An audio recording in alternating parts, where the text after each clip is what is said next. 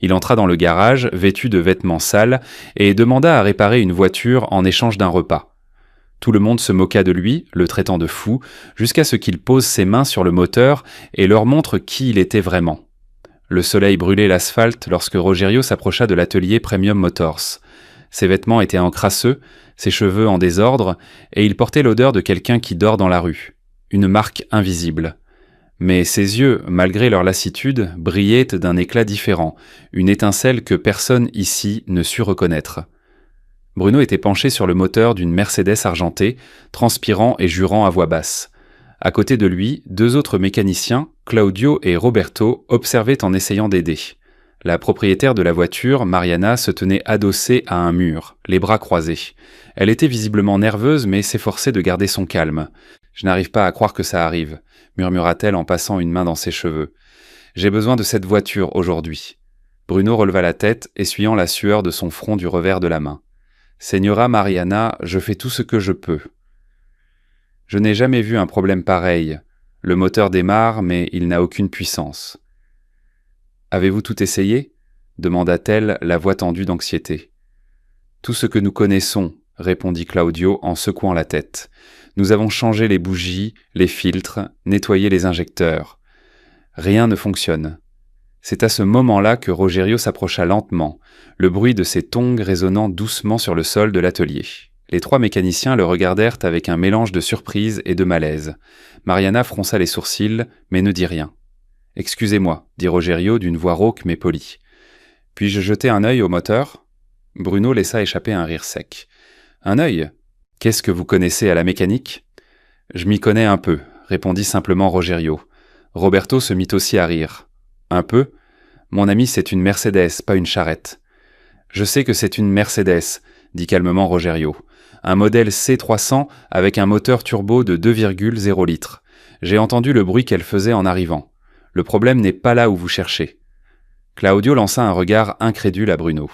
Maintenant, le sans-abri est un spécialiste Mercedes. Mariana bougea, mal à l'aise. Quelque chose dans le calme de Rogerio l'intriguait. On aurait dit qu'il savait vraiment de quoi il parlait. « Écoutez, » dit Bruno en se levant et en s'essuyant les mains sur un chiffon. « Je ne sais pas d'où vous venez, mais ici, c'est un atelier professionnel. Nous n'avons pas besoin de l'aide de gens comme moi, » termina Rogerio sans la moindre trace de ressentiment. « Ce n'est pas ce que je voulais dire, » mentit Bruno, visiblement embarrassé. « C'est exactement ce que tu voulais dire, » intervint Roberto sans hésitation. « Mon ami, tu as besoin d'un bain, pas de t'occuper de la voiture d'un riche. » Mariana s'écarta du mur. « Messieurs, calmons-nous. Ne vous inquiétez pas, Señora Mariana, » dit Claudio. « Nous allons résoudre ce problème. Il nous faut juste un peu plus de temps. » Rogerio contemplait le moteur ouvert, ses yeux balayant chaque composant avec une précision que personne ne remarqua. « Je pourrais faire un simple test pour confirmer une intuition. »« Quelle intuition ?» demanda Bruno, essayant de paraître désintéressé. « Le problème se situe dans l'unité de contrôle électronique. C'est une panne électronique, pas mécanique, c'est pour ça que vous ne la trouvez pas. » Roberto sortit son téléphone et commença à filmer. « Les gars, regardez ça. Le sans-abri est maintenant un expert en injection électronique. »« Roberto, arrête !» exigea Mariana, mais il continua de filmer. « Non, laisse-moi enregistrer ça. Ce sera hilarant à poster plus tard. » Claudio se mit à rire. « Vas-y, poste-la.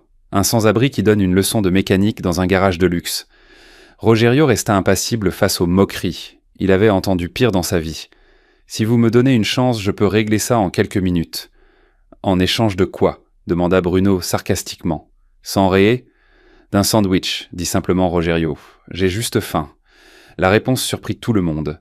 Roberto faillit laisser tomber son téléphone tant il riait. « Un sandwich, mon ami, tu es sérieux ?»« Oui, » confirma Rogerio. « Et je vous garantis que je peux réparer le problème sur lequel vous vous cassez la tête depuis des heures. » Bruno regarda Mariana qui semblait pensive.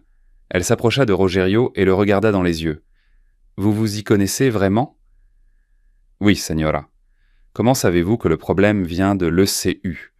Rogerio désigna le moteur. « Au son qu'il émet. C'est un bruit spécifique qui se produit lorsque le capteur de position d'arbre à cam envoie un signal incorrect à l'unité de contrôle. L'ECU coupe alors l'injection de carburant par mesure de sécurité. » Mariana se tourna vers Bruno. « Avez-vous vérifié ça ?»« Nous avons tout vérifié. » répondit Bruno, bien que sa voix fût moins assurée. « Non, vous ne l'avez pas fait, » affirma calmement Rogerio. « Vous cherchiez des problèmes mécaniques, mais les voitures modernes sont contrôlées par des ordinateurs. Quand un capteur tombe en panne, la voiture se met en mode dégradé. Roberto continuait de filmer. « Les gars, c'est de l'or. » Le type est en train de donner une leçon à des mécanos professionnels. « Roberto, pour l'amour de Dieu, arrête de filmer », lança Mariana, cette fois plus fermement. « Oh, allez, Señora Mariana, ça va être tordant. » Bruno s'approcha de Rogerio. « D'accord, disons que vous avez raison. Comment on répare ça ? » Il faut accéder au module d'injection avec un scanner, réinitialiser les paramètres et recalibrer le capteur. « Nous n'avons pas de scanner, dit Claudio. « Je sais où en trouver un, répondit Rogerio. À l'atelier d'à côté, le propriétaire me connaît. » Bruno et Roberto échangèrent dans des regards ironiques. « Bien sûr qu'il vous connaît. » Mariana continuait d'observer Rogerio. Il y avait quelque chose d'intrigant chez lui, sa façon de parler, sa confiance tranquille, ses connaissances techniques. Ça ne ressemblait pas à quelqu'un qui inventait des histoires. « Et si vous n'y arrivez pas ?» demanda-t-elle. « Si je n'y arrive pas, Señora, vous ne me devrez rien. Pas même le sandwich, mais si j'y arrive, vous me trouverez quelque chose à manger, c'est tout. » Bruno laissa échapper un soupir exagéré. « D'accord, mais si vous échouez, vous partez et vous ne nous dérangez plus. Marché conclu. » Rogerio hocha la tête. Roberto continuait de filmer. Ça va être épique. Le sans-abri qui essaie de réparer une Mercedes.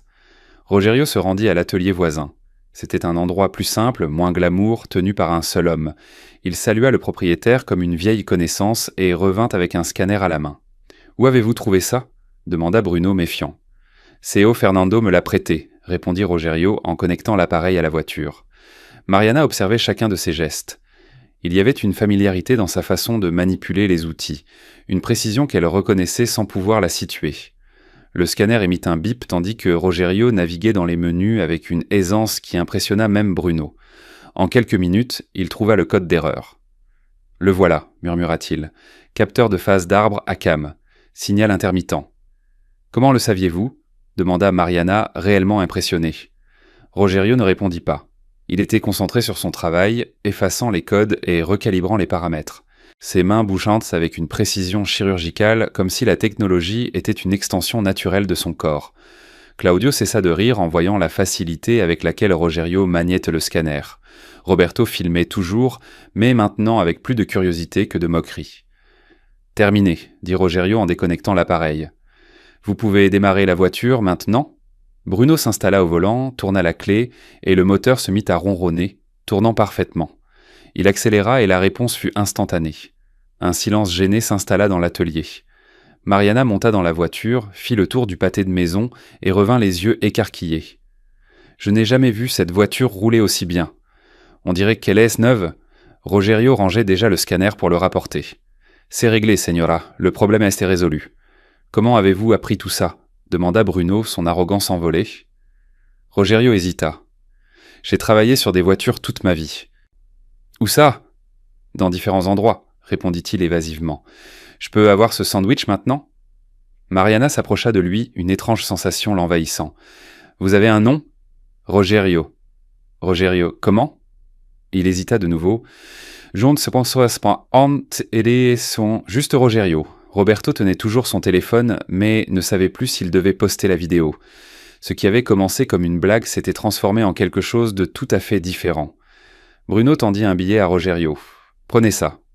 Vous méritez plus qu'un sandwich. »« Non, merci, » refusa Rogerio. « Un accord est un accord.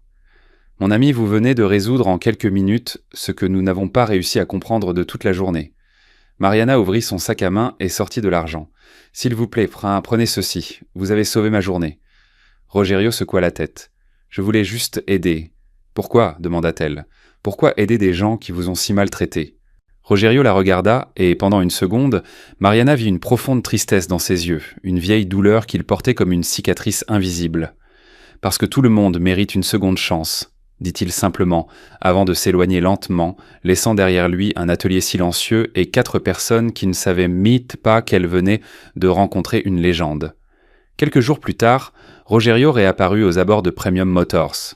Il ne cherchait pas de travail, il savait qu'il ne serait pas le bienvenu, mais quelque chose l'attirait. Peut-être le souvenir de ses mains à nouveau sur un moteur, la sensation d'être redevenu celui qu'il était, ne serait-ce que pour quelques instants. L'atelier était bondé. Plusieurs voitures de luxe étaient engarées, et Rogerio entendait le bruit des outils et des conversations. Il se cacha derrière un arbre de l'autre côté de la rue, observant de loin. Bruno était penché sur une BMW rouge, visiblement frustré. Même à distance, Rogerio pouvait deviner à ses gestes brusques et à sa posture tendue que les choses allaient en mal.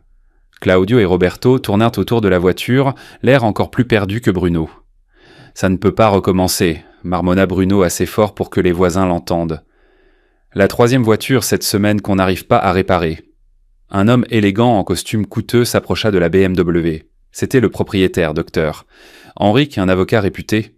« Comment ça avance ?» demanda-t-il, essayant de rester poli mais avec une irritation évidente. « Docteur, Henrique, nous avons presque terminé. » mentit Bruno, essuyant la sueur de son front. « Juste un petit réglage. »« Encore un réglage. Ça fait 2 jours que vous me dites ça. J'ai besoin de ma voiture. » Roberto s'écarta discrètement et sortit son téléphone. « Mec, je dois filmer ça. Bruno est en train de craquer. »« Arrête », chuchota Claudio, mais Roberto enregistrait déjà. De l'autre côté de la rue, Rogerio observait. Ses yeux experts identifièrent le problème rien qu'au son irrégulier du moteur. C'était une pièce mal calibrée, quelque chose qu'il aurait pu réparer en quelques minutes. Mais il savait qu'il était inutile de s'approcher. Il se souvenait encore des rires et des moqueries. Une jeune femme arriva en taxi, un enfant dans les bras. C'était Fernanda, l'épouse du docteur. Enrique. Leur petit garçon pleurait doucement.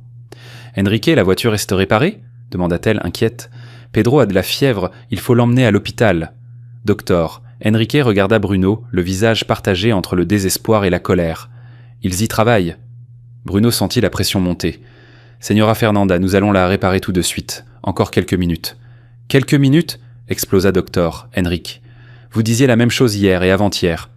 Mon fils est malade, j'ai besoin de ma voiture. » La tension dans l'atelier devint palpable. D'autres clients commencèrent à se rassembler, attirés par la dispute. Roberto continuait de filmer, avec encore plus d'intérêt. « Les gars, regardez ça. Drame au garage de luxe, » murmura-t-il dans son téléphone. « Docteur.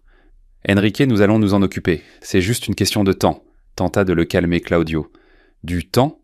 Mon fils n'a pas le temps, » cria l'avocat. Fernanda se mit à pleurer, serrant le garçon contre elle. Enrique appelle un Uber, on ne peut plus attendre. » « C'est difficile de trouver un Uber à cette heure-ci, » répondit-il en passant une main dans ses cheveux. En voyant l'enfant en pleurs, Rogerio sentit un pincement au cœur.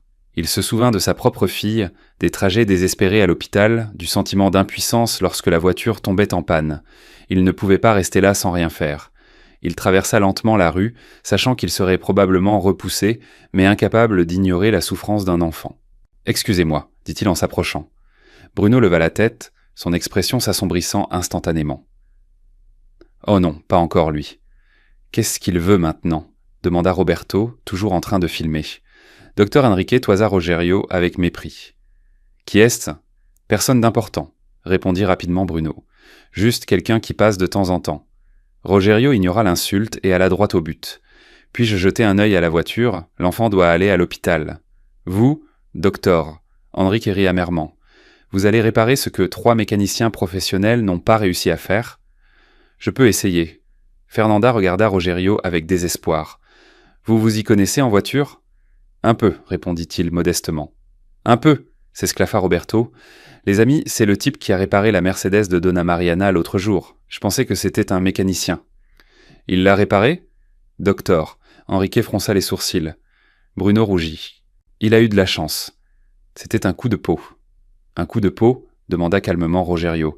Le capteur d'arbre à cames était bien défectueux, n'est-ce pas ? Bruno ne sut quoi répondre. La vérité était qu'il avait vérifié le capteur après le départ de Rogerio et avait découvert qu'il était effectivement défaillant. « Laisse-le essayer », supplia Fernanda à son mari. « Pour l'amour de Dieu, Enrique, notre fils est malade. »« Fernanda, c'est ridicule. C'est une personne qui a proposé son aide alors que notre fils en a besoin, » l'interrompit-elle.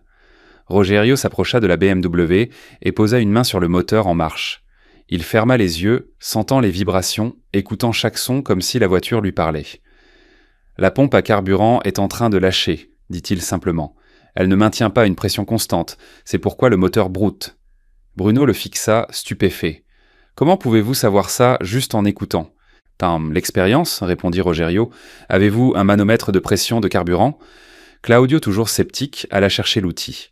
Ils le connectèrent, et les lectures confirmèrent exactement ce que Rogerio avait dit. La pression fluctuait. « Je n'y crois pas », marmonna Roberto, filmant toujours.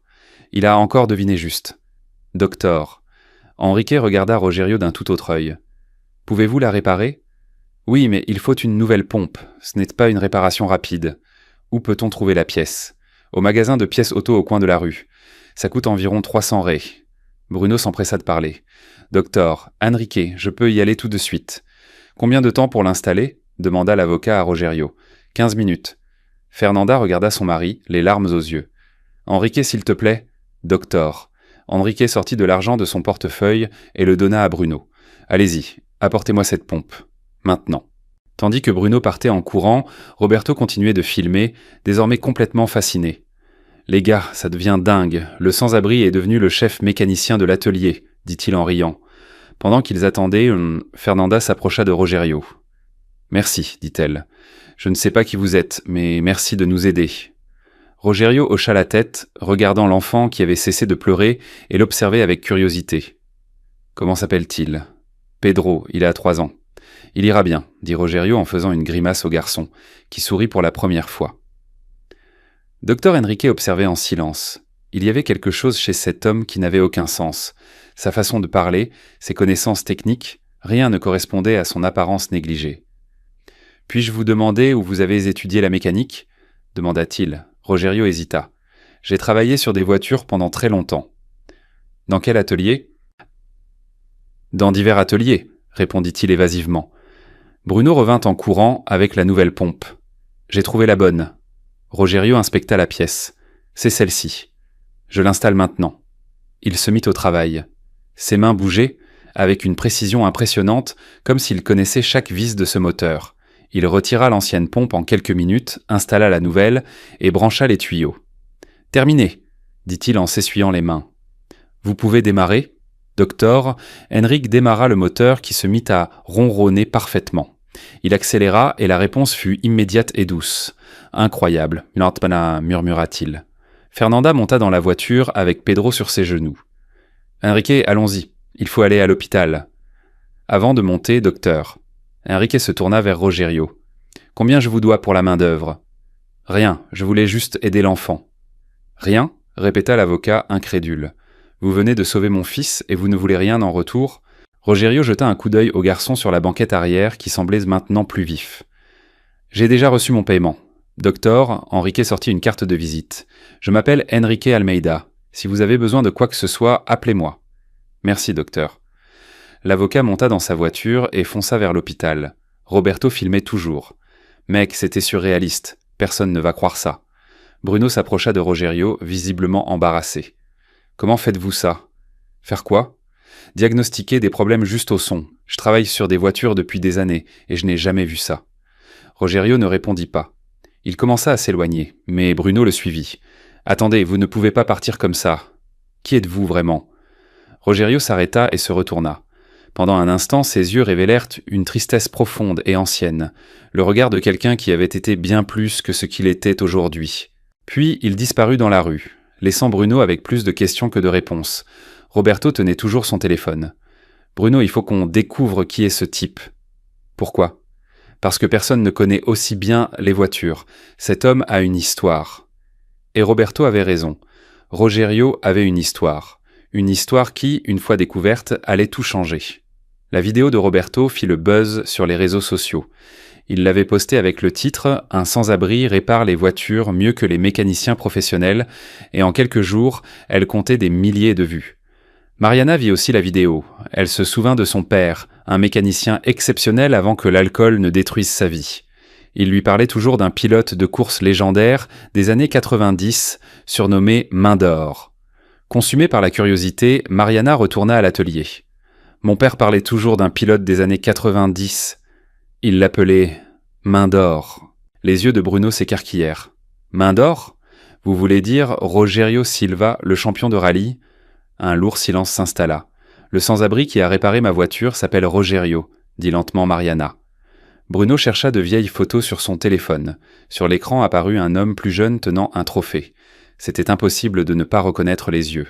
Les mêmes yeux fatigués. Oh mon Dieu, murmura-t-elle, c'est lui. Mais que s'est-il passé demanda Claudio. Bruno continua de lire. Il est dit qu'il a perdu sa femme et sa fille dans un accident de voiture en 2009. Après ça, il a disparu de la scène du sport automobile. Nous devons le retrouver, dit Mariana avec détermination. Ils le trouvèrent sous un viaduc, seul, tenant une photo froissée d'une petite fille souriante. Il avait l'air brisé, vulnérable. « Je suis venu vous chercher, dit Mariana en s'asseyant à côté de lui, parce que j'ai découvert qui vous êtes. Vous êtes Rogerio Silva, main d'or. » Le silence qui suivit était lourd de douleur. « J'étais, dit-il finalement, il y a très longtemps. Vous pouvez l'être à nouveau. »« Non, je ne peux pas, dit-il en secouant la tête. Pas après ce qui s'est passé. Pas après avoir perdu tout ce qui comptait. » Mariana sentit les larmes couler. « Je sais ce que c'est de perdre quelqu'un qu'on aime. J'ai perdu mon père à cause de l'alcool quand j'étais adolescente, et chaque jour depuis, je me demande si j'aurais pu faire quelque chose de différent. Je ne veux pas porter ce fardeau à nouveau. Je ne veux pas regarder en arrière et savoir que j'ai rencontré quelqu'un qui avait besoin d'aide, et que je n'ai rien fait. « Pourquoi vous souciez-vous » demanda-t-il d'une voix rauque. « Parce que quand je vous regarde, je vois mon père. Je vois un homme bon qui s'est perdu dans sa douleur. Et cette fois, j'ai une chance d'aider. » Bruno s'avança. « Nous vous offrons un emploi à l'atelier. Chef mécanicien. Un salaire juste. Et moi, ajouta Mariana, je peux payer votre traitement pour vous aider avec l'alcool, un logement, de nouveaux vêtements, un nouveau départ complet. » Rogerio resta silencieux un long moment. Finalement, il regarda une dernière fois la photo de sa fille. « Elle disait toujours que je pouvais réparer n'importe quoi, murmura-t-il. Peut-être qu'il est temps que j'essaie de me réparer moi-même. » Et pour la première fois depuis des années, Rogerio Silva sourit. Les semaines suivantes furent une bataille acharnée. La clinique de désintoxication était plus difficile à affronter que n'importe quel moteur cassé. Sa renommée, cependant, se répandait. Les vidéos de Roberto étaient devenues virales, et les gens venaient des villes voisines juste pour voir le mécanicien miracle à l'œuvre. Un jour, une Ferrari rouge fut remorquée jusqu'à l'atelier, et son propriétaire, un riche entrepreneur nommé Marcelo, était furieux. La voiture devait fonctionner pour une présentation cruciale. Un contrat de 50 millions de réés était en jeu. Les mécaniciens étaient désemparés, mais la foule qui s'était rassemblée reconnut Rogerio. Marcelo ricana. « C'est ça, le fameux mécanicien miracle ? Le sans-abri ? Ma voiture vaut 2 millions de réés. Vous croyez que je vais laisser un alcoolique en convalescence toucher à mon jouet coûteux ?» Les mots étaient en blessants, mais Rogerio resta calme. « Vous avez raison d'être méfiant. Je suis tout ce que vous pensez, mais je sais aussi que votre voiture a un problème avec le système d'injection directe. » Mariana intervint, se portant garante de Rogerio et offrant même de couvrir les dommages potentiels. À contre-cœur, Marcelo accepta, lui donnant un délai de 30 minutes. Rogerio s'approcha de la Ferrari comme d'un vieil ami. Ses mains, qui tremblaient à la clinique, étaient maintenant fermes et sûres. Il diagnostiqua rapidement le problème. Un résidu microscopique obstruait l'un des injecteurs. N'ayant pas le temps pour un nettoyage aux ultrasons, il proposa un nettoyage manuel délicat. La foule regardait en silence tandis que Rogerio travaillait avec une précision chirurgicale. Après 12 minutes de travail minutieux, il réinstalla la pièce. « C'est prêt », dit-il simplement. Marcelo tourna la clé et le moteur rugit, plus doux et plus puissant que jamais. La foule éclata en applaudissements. Marcelo, humilié, tenta de s'excuser et de le payer, mais Rogerio, sur un léger signe de tête de Mariana, n'accepta qu'une petite somme. Ce jour-là, l'atelier fut inondé de clients. La réputation de Premium Motors monta en flèche, et Rogerio, pour la première fois en 15 ans, se sentit à nouveau faire partie de quelque chose. « Je pense que je suis prêt à accepter cette offre d'emploi », dit-il à Bruno, qui sourit largement. La vie avait changé, mais les démons intérieurs demeuraient. Un matin, le docteur, Enrique l'avocat, se précipita à l'atelier paniqué. Sa BMW blindée faisait un bruit terrible. « Je reçois des menaces à cause d'une affaire que je traite », expliqua-t-il. « Ils ont essayé de me sortir de la route ce matin. J'ai une réunion cruciale avec un témoin ce soir. Si je n'y vais pas, une famille innocente n'obtiendra jamais justice. » L'affaire concernait un accident causé par un conducteur ivre. L'histoire frappa Rogerio de plein fouet. Il regarda le moteur et sut que la réparation était massive, un travail de 2 jours au moins. « Combien de temps avez-vous » demanda-t-il. « 6 heures. C'est impossible, chuchota Bruno. Mais Rogerio vit le désespoir dans les yeux de l'avocat. Il se souvint de l'enfant qu'il avait sauvé. Il pensa à toutes les familles détruites par des conducteurs ivres restés impunis. « Je vais essayer, dit-il, mais j'aurai besoin de toute l'équipe. » Ce qui suivit fut une démonstration de maîtrise mécanique. Rogerio devint un chef d'orchestre, dirigeant une symphonie de réparation. Il se poussa jusqu'à ses limites physiques. À quelques minutes de l'échéance, il termina. La voiture de l'avocat fonctionnait parfaitement. « Je ne sais pas comment vous remercier », dit le docteur. Henrik ému. « Vous avez peut-être aidé à rendre justice à une famille qui a tout perdu. »« Je n'ai fait que mon travail », répondit Rogerio, épuisé mais ressentant un but qu'il n'avait pas connu depuis des années. Auparavant, il courait pour des trophées, mais maintenant, il réparait des voitures pour sauver des vies. Et cela faisait toute la différence. La réunion du docteur. Henrik fut un succès. Le témoin accepta de témoigner et le puissant homme d'affaires responsable fut condamné. Pendant le procès, l'avocat raconta l'histoire du mécanicien qui avait accompli un miracle. L'histoire se répandit comme une traînée de poudre. Les journalistes firent le lien entre les vidéos virales et la légende de la course automobile perdue de vue. Rogerio Silva. Un jour, l'atelier fut envahi par les journalistes. Est-il vrai que vous êtes le triple champion de rallye? Où étiez-vous pendant 15 ans? Les questions étaient comme des balles. Rogerio sentit la panique monter, mais ensuite quelque chose d'inattendu se produisit. Une foule de fans et de gens ordinaires se rassembla, tenant des pancartes. « Merci de ne pas avoir abandonné. » Vous êtes notre inspiration. Des familles racontèrent comment son histoire de résilience les avait inspirés. En regardant la foule, Rogerio réalisa que son histoire n'était plus seulement une histoire de douleur. C'était une histoire d'espoir. « Je ne suis pas le pilote que vous avez connu, » leur dit-il, la voix ferme. « Je suis juste un mécanicien qui essaie de faire une différence. Si mon histoire peut t'aider, ne serait-ce qu'une seule personne à ne pas abandonner, alors peut-être que tout cela en valait la peine. » Un an plus tard, Rogerio se tenait devant un nouveau bâtiment. Le centre de réadaptation et atelier communautaire Rogerio Silva. Aimant les mains qui transforment.